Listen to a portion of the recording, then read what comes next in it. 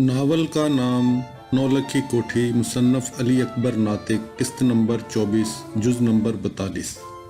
बहुत दिनों से विलियम सोच रहा था कि सरकारी नौकरी पे लानत भेज दे, सिर्फ ओकाड़ा में रहकर अपना ज़ाती फार्म चलाए, जिस पर कैथी किसी तरह भी राज़ी ना हो सकती। शायद वो उसे भी नज़रअंदाज करके फैसला कर बैठता कि अचानक उसकी खुशनसीबी से बरतानिया पर एक आफत टूट पड़ी, और वो थी जंग अजीम दोम।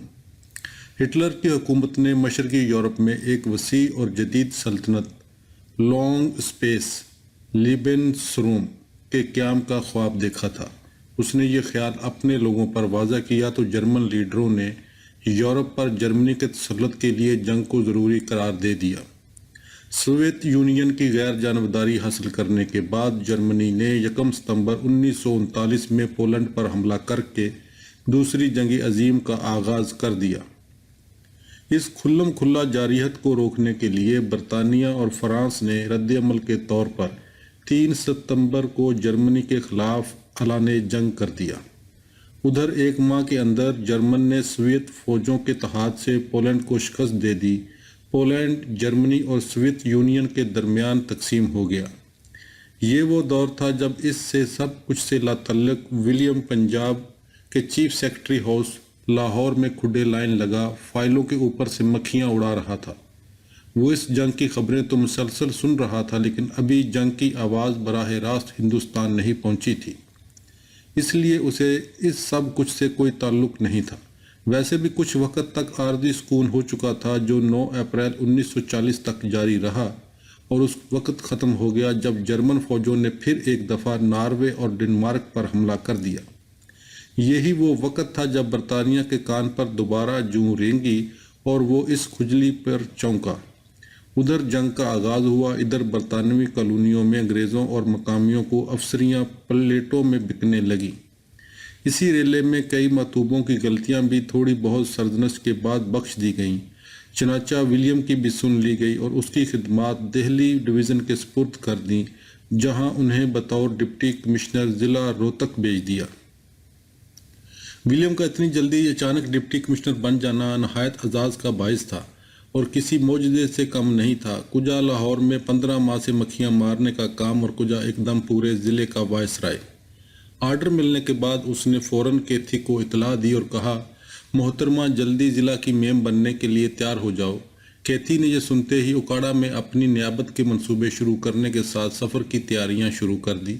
सबसे पहले उसने डिप्टी कमिश्नर को ज़ाती तौर पर मिलने वाले मुलाजमीन की लिस्ट तैयार की, जिसकी तादाद 35 के लगभग थी। इनमें ख़ास कर साइस, धोबी, खानसामा, बंगी, बावर्ची, माली, गसियारा, चिड़ीमार, कसाब, मछेरा, माशकी, मालशिया, हलवाई, सग परवर, बटेरबाज, मुर्गबाज और इसी तरह के ना जाने क्या क्या अलबला नौकरों की पलटनें थी।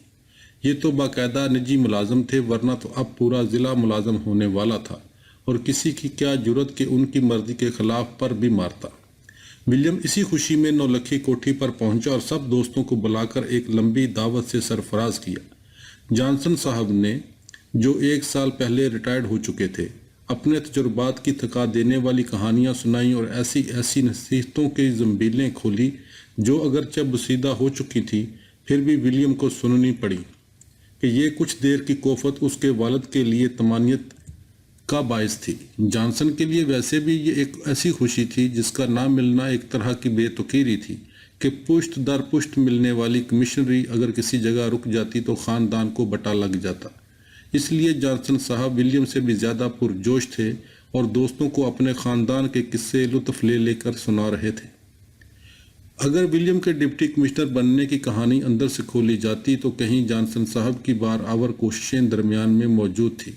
दावत में पादरियों से लेकर डिप्टी कमिश्नरों तक सब जमा थे जिन्हें जॉनसन साहब को अपना नाम व नामूद दिखाना मंजूर था। दावत के बाद विलियम बला ताख़ीर अफसराना आज़ाद के साथ रोहतक की तरफ रवाना हो गया और सीधा डिप्टी कमिश्नर हाउस में जाकर दम लिए, जो चंद दिन पहले उसके लिए खाली करके उसमें विलियम का ज़ाती सामान लगा दिया गया था। ये बंगला एक तरह का गवर्नर हाउस ही था। वो बड़ी बड़ी पीले रंगों की दीवारें और दीवारों के अंदर सफ़ेद अंडे की तरह का ऊंचा सा बंगला, जिसके बेशुमार कमरे, مہمان خانے، ڈائننگ روم، ڈرائنگ روم اور دوسرے کمرے تھے۔ ان کے علاوہ کئی چبوترے، 6 دریاں، 12 دریاں اور 6 دریاں سفید رنگوں میں ایک کے بعد ایک بنگلے کے کھلے صحنوں میں ہنس رہی تھی۔ یہ سب تو ایک طرف ولیم بنگلے میں اترا تو اس کا استقبال کرنے کے لیے آدھا شہر وہاں موجود تھا۔ 2 ایکسٹرا اسسٹنٹ کمشنر، ضلع کی 5 تحصیلوں کے تحصیلدار، نائب تحصیلدار، پولیس کے افسر اور نہ جانے کس شعبے کے لوگ تھے۔ ان سرکاری لوگوں کے علاوہ شہر کے بڑے اور امیر لوگوں کی الگ کھیپ سلام کرنے کے لیے پہنچی ہوئی تھی۔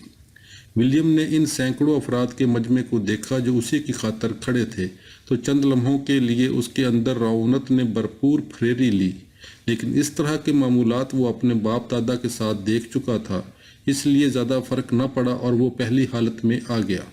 لوگ بہت زیادہ تھے لیکن ولیم نے ترتیب میں کھڑے ہوئے 8-10 سے ہی ہاتھ ملانے پر اکتفا کیا۔ اسی طرح ایکسٹرا اسسٹنٹ کمشنر جان میکن نے بھی چند لوگوں کا تعارف کرا کے باقی کو نظر انداز کر دیا۔ وہ جان گیا تھا صاحب اس وقت تھکے ہوئے ہیں اور جلدی مجمع اپنے سے دور کر دینا چاہتے ہیں۔ روہتک میں کافی عرصے سے ڈپٹی کمشنر کی جگہ پر اسسٹنٹ کمشنر ہی کام کر رہا تھا۔ یہاں کسی کو اتنی ضرورت محسوس نہیں ہوئی تھی اور کام بخوبی چل رہا تھا، لیکن اچانک جنگ کی وجہ سے ہنگامی حالات پیدا ہوئے تو اس اسامی کو پورا کرنے کا خیال آ گیا اور قرعہ ولیم کے نام نکل آیا۔ تعارف کے بعد ولیم نے جلد ہی سب کو رخصت کر دیا تاکہ دوسرے دن مکمل آزادی کے ساتھ اگلے اقدام کا بندوبست کیا جائے۔ دوسرے دن ولیم ڈپٹی کمشنر ہاؤس پہنچا تو عمارت کو اندازے کے مطابق نہایت پرشکوہ پایا۔ دور تک بلند و بالا کمرے ہی کمرے اور کھلی راہداریاں۔ ولیم کا اپنا کمرہ جلال آباد والے سے دگنا تھا۔ انتظامیہ کا پروٹوکول بھی کمال تھا، مگر اس کے باوجود ولیم کو یہاں کچھ خلا سا محسوس ہو رہا تھا، جس کی فی الحال نشاندہی تو نہیں ہو رہی تھی، لیکن کچھ ایسا ضرور تھا جسے ولیم سمجھ نہیں پا رہا تھا۔ یہاں اس کا پی اے ایک راجپوت رانا دنپت رائے تھا جو شائستہ اور صاف ستھرا 50 سال کی عمر کے لگ بھگ کا شخص تھا۔ اس کی مونچھیں ضرور تھی لیکن ایسی جس سے ولیم کو کسی قسم کی تکلیف پیدا نہیں ہو سکتی تھی۔ سر پر کلے دار پگڑی نے مونچھوں کو مزید باروب بنا رکھا تھا۔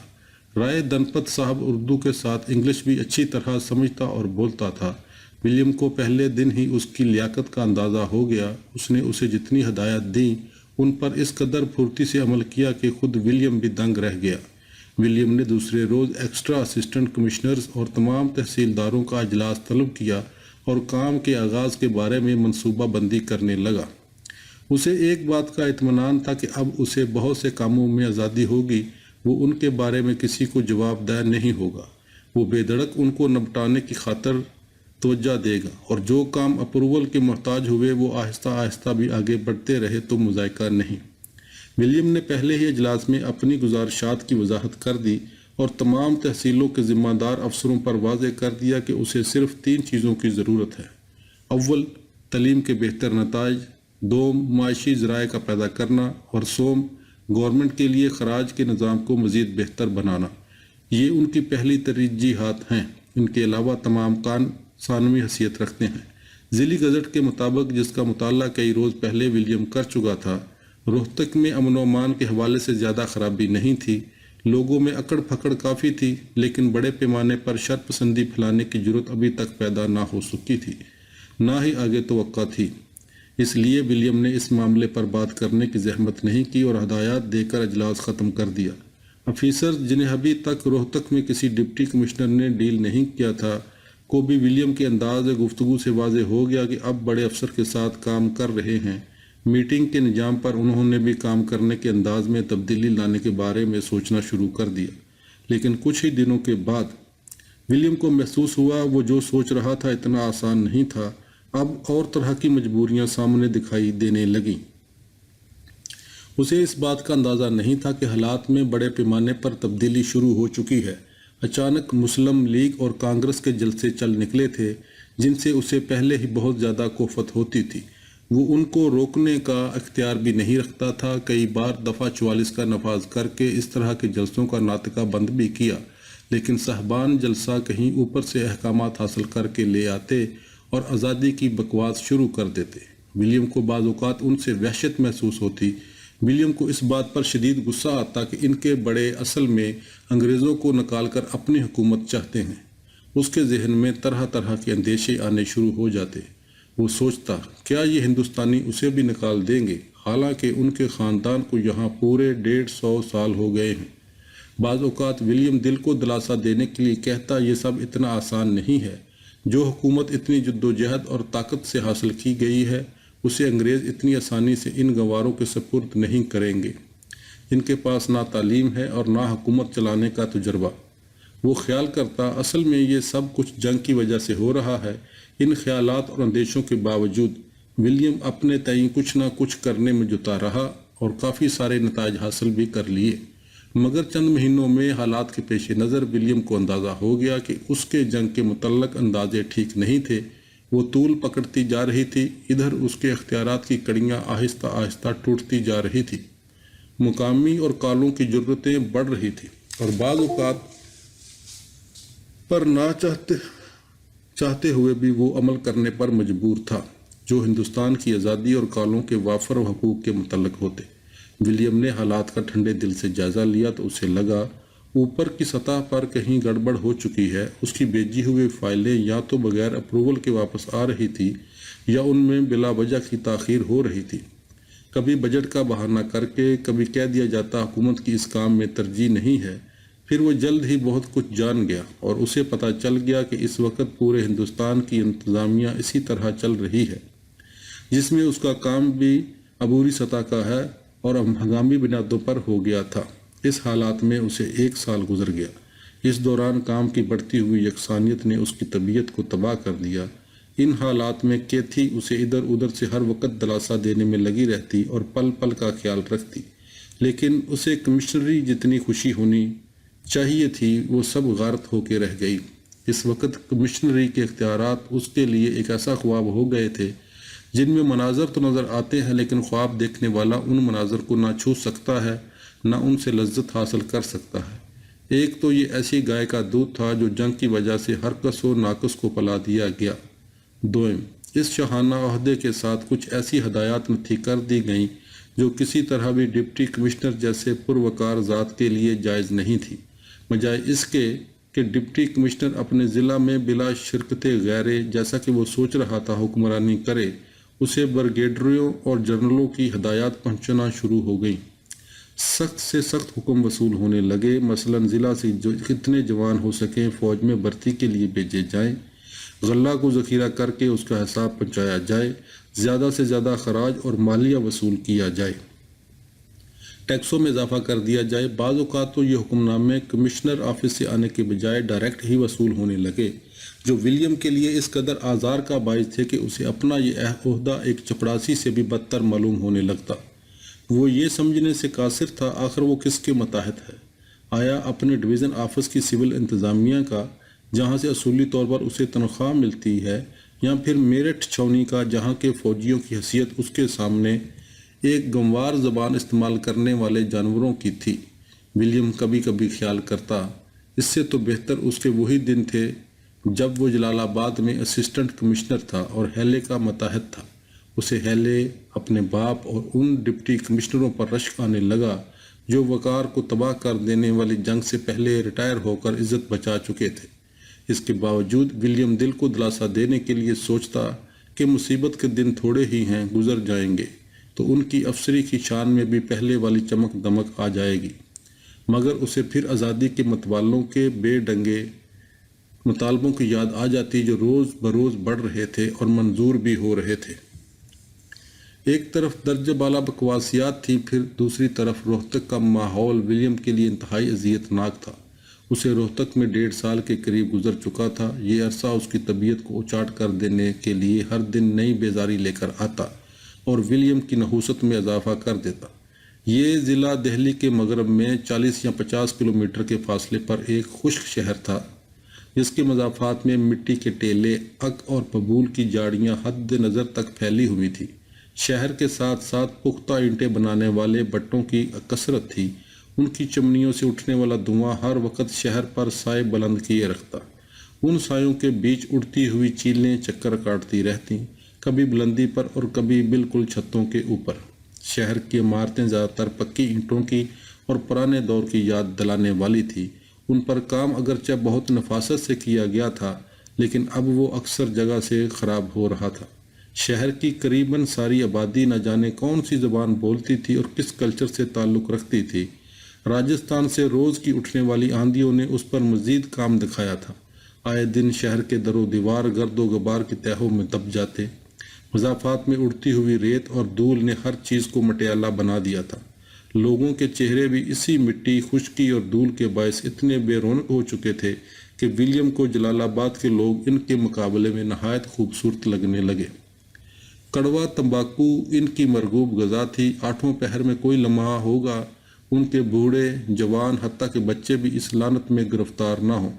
تمباکو کے کثیف اور مسلسل دھویں سے ان کی مونچھیں اور داڑھیاں بوری، زرد اور بدبودار ہو چکی تھی اور وہ اسی ابکائی پیدا کر دینے والے رنگوں سے مانوس تھے۔ یہ لوگ نہایت سوکھے سڑے، لمبی مونچھوں، چھوٹی قامتوں، باریک آنکھوں اور چھوٹے چھوٹے پاؤں کے ساتھ دھوپ اگاتی سڑکوں پر آتے جاتے نظر آتے۔ بعض دفعہ ولیم ان کے رنگ برنگے چیتھڑوں اور ٹاکیوں سے سیے گئے بستروں کے بارے میں غور کر کے کانپ جاتا، جو اس نے دیکھے تو نہیں تھے، لیکن ان لوگوں کی ظاہری حالت سے ہی ان کے بستروں کی کیفیت کا اندازہ ہو جاتا تھا۔ جن میں دوپہر کی گرمی نکلنے تک پڑے سوتے یہ لوگ پیٹ کی بودار کثیف ہوائیں چھوڑتے رہتے اور ان کو خود ہی سونگھتے رہتے۔ ولیم کو ان کی دھوتیوں پر ہرگز اعتراض نہ ہوتا، اگر وہ اصل میں دھوتیاں ہی ہوتی۔ وہ تو محض بیکار چتھڑے تھے جو ہمیشہ ان کے گھٹنوں سے اوپر اٹھے رہتے۔ ان چتھڑوں کے ایک پلو نیچے سے کھینچ کر مزید پیچھے کی طرف سے باندھ لیا جاتا، جو ایک کچھا سا بن جاتا، اور وہ رانگڑ اسی کچھے میں ننگا دنانتا پھرتا۔ بعض اوقات وہ کچھا اتنا چھوٹا ہوتا کہ اس کے سکڑے ہوئے سیاہ چوتڑ صاف نظر آتے۔ ولیم یقیناً ان کا لباس، عادات اور زبان بدلنے پر قادر نہ تھا، لیکن وہ چاہتا تھا کم از کم جس سے بھی اس کی ملاقات ناگزیر ہو وہ انسانوں کی حالت میں اس کے پاس آئے۔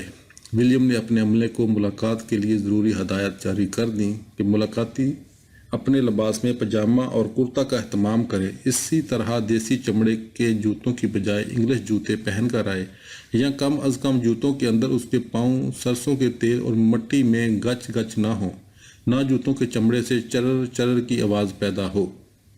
لوگوں کی بدشکلی کے علاوہ ولیم کو روہتک کے مضافات سے بھی وحشت آنے لگی۔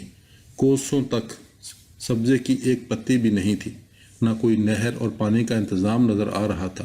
کچھ تھا تو تمباکو کی سرسری فصلیں جو ان لوگوں کے رزق کا واحد سہارا تھی۔ تمباکو کی اسی بہتات کی وجہ سے ہر شخص کے ہاتھ میں اپنا ایک حقہ تھا جسے وہ ہر وقت گڑ گڑاتا رہتا۔ شہر کی منڈی معمول کے مطابق ہندوؤں کے ہاتھ میں تھی، مسلمان یہاں بھی محض حقے پر گزارا کیے ہوئے تھے۔ کلچر دونوں قوموں کا ایک ہی تھا، بلکہ یہ کہنا زیادہ بہتر ہوگا کہ جو مسلمان تھے ان میں مسلمانوں والی کوئی بات نہیں تھی سوائے مفلسی اور غربت کے، جسے دور کرنا ولیم کے بس سے باہر تھا۔ یہاں اتنے مسائل اور حکومت کی طرف سے عدم دلچسپی دیکھ کر ولیم کا دل چھوٹ چکا تھا۔ وہ چاہتا تھا جتنی جلدی ہو سکے اس کو دہلی کے مضافات سے نکال کر جلندھر، لاہور یا ملتان ڈویژن کے حوالے کر دیا جائے، مگر جو کام کرنے کے لیے اسے یہاں تعینات کیا گیا تھا اس کا ٹارگٹ حاصل کرنا بھی ضروری تھا، جس کے لیے ولیم نے بہرحال اپنی سی کوشش ضرور کی اور اس میں کامیاب بھی ہوا۔ سچ پوچھیں تو یہ ضلع اس کام کے لیے ویسے بھی مناسب ترین تھا۔ وسطی پنجاب یا فیروز پور سے لوگوں کو برطانوی فوج میں لے جانا مشکل ہی نہیں ناممکن تھا۔ وہاں لوگوں کی روٹی پوری ہو رہی تھی، دریاؤں کے ارد گرد بیلے، چراگاہیں اور فصلیں ان لوگوں کی زیادہ نہ صحیح بنیادی ضروریات پوری کر رہی تھی، جبکہ روہتک اور راجستھان جیسے علاقوں میں بھوک اور ریت کے بگولوں کے سوا کچھ نہیں تھا، یا پھر مونچھیں تھی کہ اگی چلی جاتی تھی۔ چنانچہ ولیم کی طرف سے فوج میں بھرتی کے اعلان کے ساتھ ہی ہزاروں لوگ بھاگے چلے آئے، جنہوں نے انگریزی وقار کو میدان جنگ میں مزید برقرار رکھنے کے لیے اپنی مونچھوں کے تاؤ اور زیادہ کر دیے تھے۔ ایک ایک دن میں 200 لوگوں کی بھرتی ہونے لگی اور چند مہینوں میں ہزاروں لوگوں کو انگریزی ٹوپیاں پہنا کر محاذوں پر بھیجنے کے لیے ریوڑوں کے ریوڑ تیار کر لیے گئے۔